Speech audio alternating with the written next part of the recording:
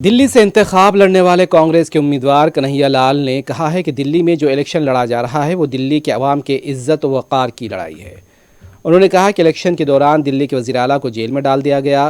और मुल्क पर तानाशाही थोपी जा रही है। उन्होंने दिल्ली के अवाम से तानाशाही के खिलाफ मुत्तहद रहने की अपील की। दिल्ली के अधिकारों पे जो रोज़ बरोज़ हमले हुए, जिस तरह से